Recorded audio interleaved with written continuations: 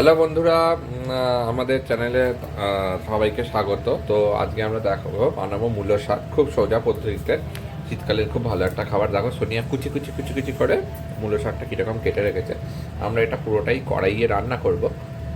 তো আমরা কুকারে এটাকে সেদ্ধ করবো না, পুরো বেশি অ্যামাউন্টও নেই আর তাড়াতাড়ি শাক অ্যাবজর্বও করে যায়। তো আমরা এটা পুরোটাই কড়াইয়ে রান্না করবো। আলাদা করে কুকারে স্টিম দিলে তার এটাই আলাদা হয়ে যায়। তো খুব সহজভাবে দেখাচ্ছি তোমাদের মূলো শাক রান্না করা। দেখো কড়াই আমাদের তেল দেওয়া হয়ে গেছে।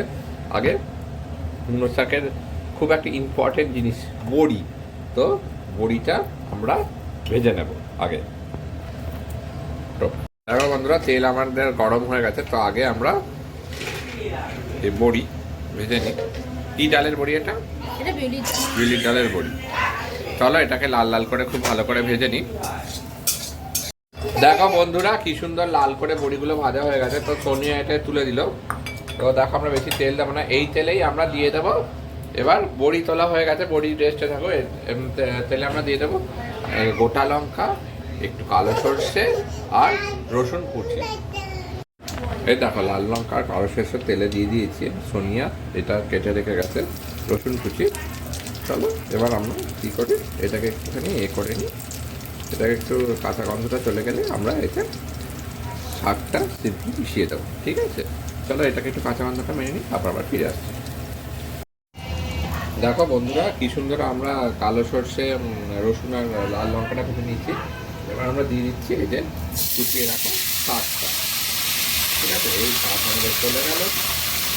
এবার আমাদের গন্ধ কি সুন্দর বেরিয়েছে, পাচ্ছে গন্ধ পাচ্ছে। তো সোনিয়া গন্ধ পাচ্ছে। তো শাক আমরা দিয়ে দিলাম।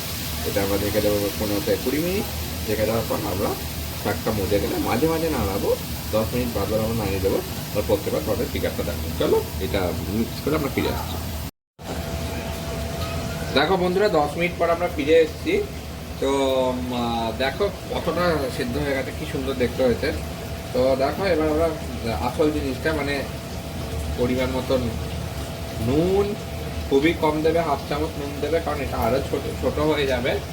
আর 1/2 চামচ নুন, 1/2 চামচ চিনি। ঠিক 10 মিনিট পর আমরা ফিরে এসেছি তো দেখানোর জন্য। দেখো জলও ছেড়ে গেছে, শাকও প্রায় সেদ্ধ সেদ্ধ। তো 1/2 চামচ নুন, 1/2 চামচ চিনি আমরা দিয়ে দিলাম। চলো এটাকে আবার 5 মিনিট পরে রেখে দেবো। 5 মিনিট পরে ফিরে এসে আমরা বড়িগুলো মেশাবো। দেখো বন্ধুরা, বড়িগুলো আমরা সাঁড়াশি দিয়ে চেপে চেপে এরকম ভেঙে এটাই মিশিয়ে দিয়েছি। তো 5 মিনিট পরে আমরা ফিরে এসেছিলাম। তো দেখো কীরকম বড়িগুলো সোনিয়া এই যে সাঁড়াশি দিয়ে চেপে চেপে এরকম চেপে চেপে বড়িগুলো ভেঙে ভেঙে এটা মিশিয়ে দিয়েছে। বড়ি সবসময় ভেঙে মিশিয়ে দেবে। চলো আমরা বড়িটা একটু সেদ্ধ হওয়ার টাইম দেবো। শাকটা আরেকটু সেদ্ধ হবে, 90% হয়ে গেছে। 10% হয়ে গেলে আমরা নামিয়ে মেন ফিগারটা দেখাবো তোমাদের। চলো ফিরে আসছি। দেখো বন্ধুরা, 5 মিনিট পরে আমরা ফিরে এলাম। কত সুন্দর হয়েছে আর দেখবে বড়িগুলো। এই দেখো, এই দেখো বড়ি হয়ে গেল দুভাগ। মানে আমাদের শাকও হয়ে গেছে, শাক তো হয়েই গেছে, বড়ি হয়ে গেছে। টোটাল 20 মিনিটের রান্না। পুরো রান্নাটা কড়াইয়েই করলাম। দেখো আমরা তোমাদের সুবিধাতে ছড়িয়ে দিলাম, ওটা তুলছি না। তো দেখো এইভাবে তোমরা মূলো শাক রান্না করবো। খুবই সহজ পদ্ধতিতে দেখালাম বড়ি দিয়ে, খুব একটা নতুন ফোড়ন দিয়ে রাখলাম। দারুণ দুর্ধর্ষ টেস্ট হবে।